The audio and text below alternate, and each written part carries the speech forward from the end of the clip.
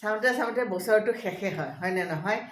মানুহে কিমান ফুৰিব গ'ল মানে পুৰী উৰিষ্যা কলকাতা কত ঠাইত ফেচবুক ভৰ্তাৰ মানে নোযোৱা ঠাই নাই, চবতে গৈছে। আমি ফেচবুকত সেইবিলাকে চাই আছোঁ। আৰু এতিয়া কি হৈছে, পিকনিকত কিমান ঠাইত মানুহে পিকনিক গ'ল। আমাৰ গ্ৰুপৰ এতিয়ালৈকে কাৰো খবৰে নাই।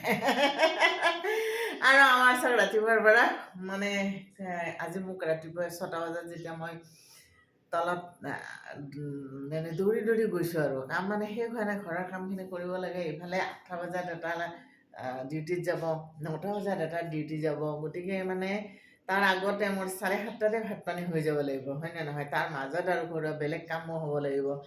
ঘৰ ঝাৰু দিয়াত মই কৈছোঁ আগতে হৈ যাব লাগিব, মোচাটোৰ পিছত এই আৰু গা ধুওঁতে ইমানবাৰ গা ধুওঁতে অসুখবিলাক সেও নহয়। কি এই হ'ল আমাৰ কপাল।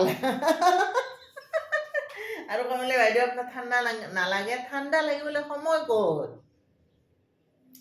সেই যে বিচনাৰ পৰা ভৰিখন মাটিত থলোঁ, ঠাণ্ডা লাগিবলৈ সময়ে নাপায়। এতিয়া এই ঘৰটো মুচি দৌৰি দৌৰি এতিয়া ছেকেণ্ড শ্বু গা ধুই উঠি মন্দিৰত সোমাই আকৌ আপোনাৰ দুপৰীয়াৰ কাৰণে দুপৰীয়া আকৌ ভাত খাব আহিব অফিচৰ পৰা ডাঙৰ ল'ৰাটো। গতিকে একদম মানে তাৰপিছত আকৌ মই কামখিনি শেষ কৰি দৌৰা দৌৰিকৈ দোকানলৈ যাম। কি কাণ্ড হে। তাৰ মাজত ইচ্ছা আছে পিকনিকত যোৱা, কোনো লগেই নধৰে। কিবা হ'ল, চবেই ইমান ব্যস্ত এইবাৰ আৰু নিজৰ ভাগে চবেই পিকনিকত গৈছে।